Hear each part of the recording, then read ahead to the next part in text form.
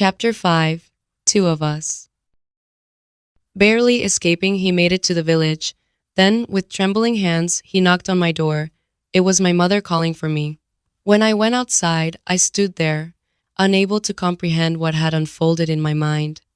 He said gently, "I came back to see you." I instinctively hugged him and cried.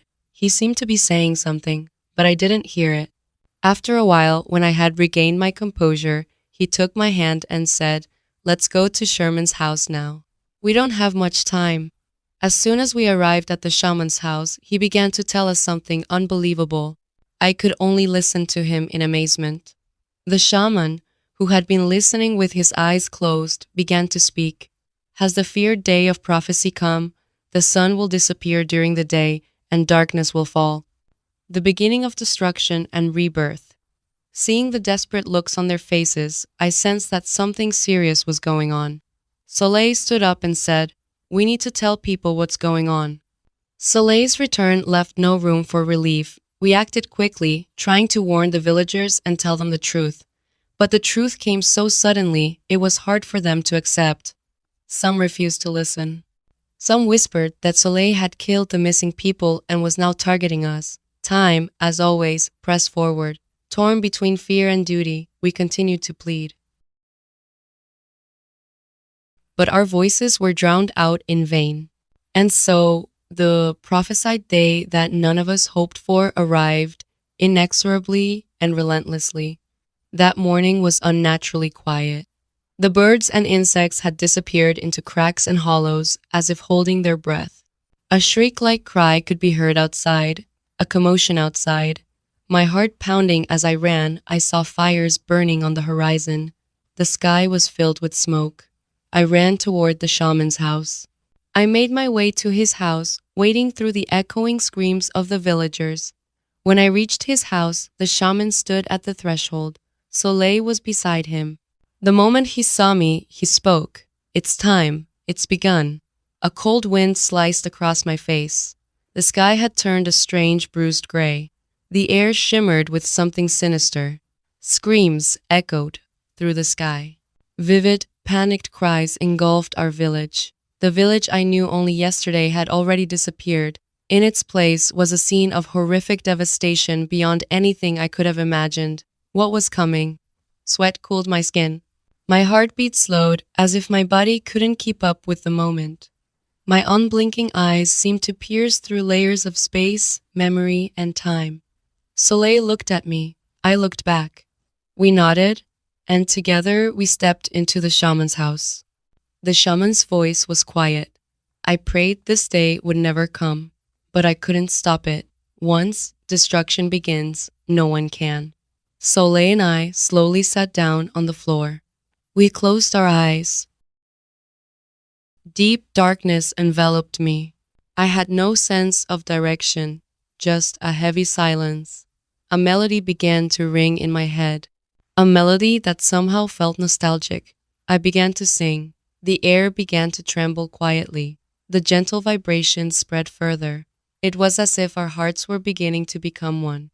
I felt as if something special was being awakened. Time did not wait.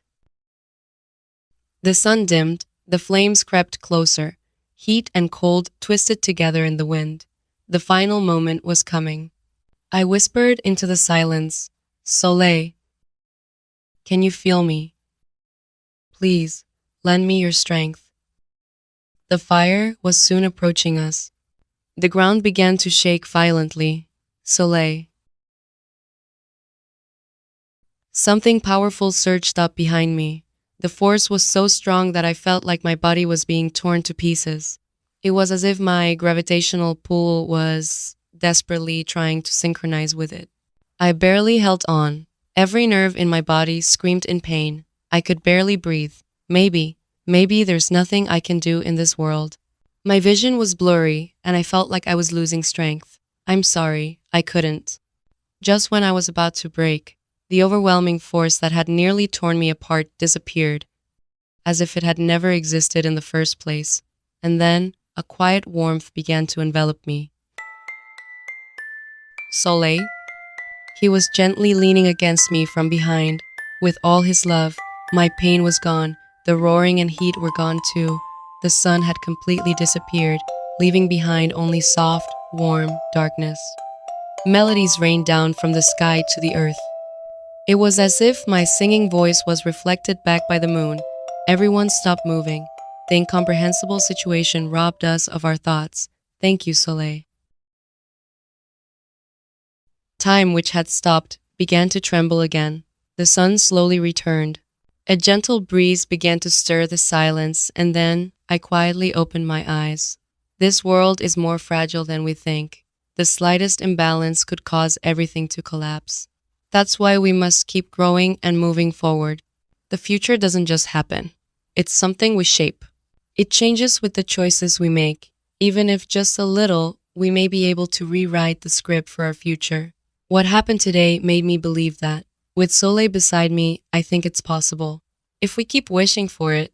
We slowly made our way outside. We could hear cheers and laughter from afar. I felt that this was the moment when our footprints spread to people as a choice.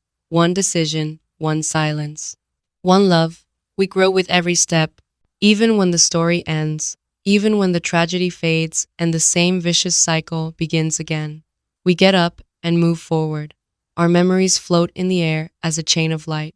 Faith and courage are woven into love, coloring this unfinished world. In the distant future, today will be called the miracle of a solar eclipse. The day when the sun and moon sang together. The day when the world stopped and was reborn. The journey we are on is constantly changing. The scenery shifts, and hope and sadness ebb and flow like the tides. We choose our path in the middle of it all, and no one walks it alone. We meet, we part, we try again, we leave behind something real. And then, something that lasts. That's how stories become legends. In an old book, on a forgotten shelf, someone once wrote, "The miracle of the eclipse. Once upon a time, when the stars were young and the wind still carried words, all living things fought for survival. Desire burned so fiercely, instincts forgot how to rest. Flame tore through the sky and engulfed the world. And when all seemed lost, when people whispered, 'This is our destiny,' the sun disappeared completely and darkness fell. And then, melody poured down from the moon. People stood motionless, gazing up at the sky. The sun rose again and warmth poured down on the earth. One by one, people laid down their weapons. The flames slowly died out.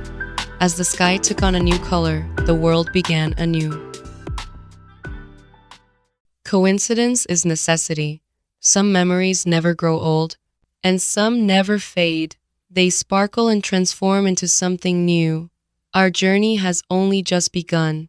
We are still writing. Step by step, we move towards tomorrow. My name is Luna.